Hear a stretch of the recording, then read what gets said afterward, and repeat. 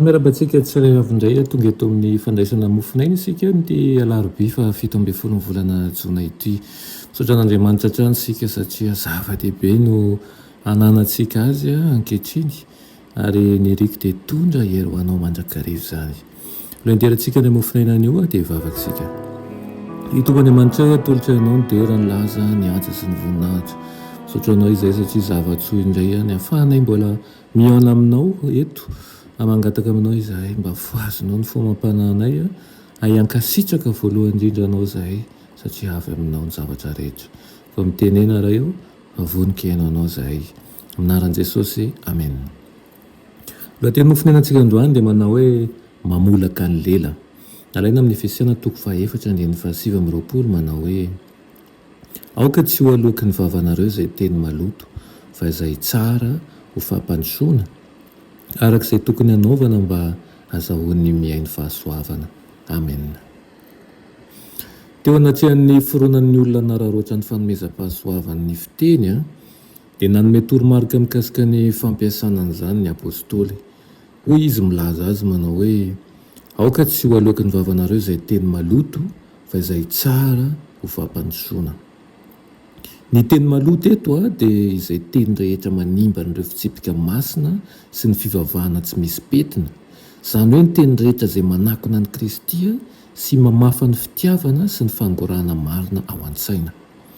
Fikasan'Andriamanitra ny ahitana ny voninahitry Kristy eo amin'ireo zanany, eo amiko, eo aminao, eo amin'ny hafa ihany koa, ary foto-kevitra madio tsy miaroaro zavatra hafa no hita tao amin'ny fampianaran'i Kristy. Tsy mba nanota izy, tsy nisy fitaka tao am-bavany, fahamarinana masina sy manandratra mandrakariva zany no teo amin'ny molony. Tsy mbola nisy teny tahaka azy, tsy mbola nisy nanao tahaka an'izany tamin'ny fitiavana izay nikasika ny fo.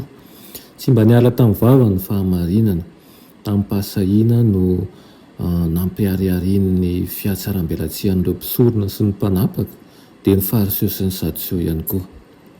Aseho mazava eo amin'ny tenin'Andriamanitra ny andraikitra lehibe mifamatotra amin'ny fampiasana ny talentan'ny fiteny. Hoy izy manao hoe fa ny teninao no hanamarinana anao ary ny teninao no hanamelohana anao ihany koa. Ny mpanao salama ihany koa dia manontany manao hoe Jehovah, iza no hitoetra ao amin'ny tabernakelinao? Iza no onona ao an-trano ao an-tendrombohitra ao masina izay mandeha tsy misy tsiny ary manao an'izay mahitsy sady misaintsaina ny marina ny fony, tsy manendrikendrika amin'ny lelany sady tsy manisy ratsy ny sakaizany ary tsy manao an'izay hanafabaraka ny namany. Kolokoloy ao an-tsaina ny fitiavam-bavaka raha lasa anampahavisana dia zaro io lelanao io teny marina izay mitondra fitahiana ho solon'ny fahakiviana. Reseo ny ratsy, resao mandrakariva ihany koa ny fahatsaran'Andriamanitra sy ny famindrampony ary ny fitiavany dia aoka hoe sorintsika ny teny mitory tsy finoana sy izay rehetra mety misy heviny ihany koa. Aoka ny teninao feno fahendrena, aoka ny teninao mifevo azo tona, tsy ho azo melohana dia hitoetra amin'ny fanahy ny fiadanan'i Jehovah ianao. Amen. Tompony Andriamanitra mbola misaotra anao izay ny amin'izany teninao izany. Irina tokoa izay tsirairay avy izao, izay rehetra alohaky ny vavanay dia tondra fitahiana ho an'ny hafa sy hanasoavanay mpiara-belona aminay. Aminaran'i Jesosy, amen.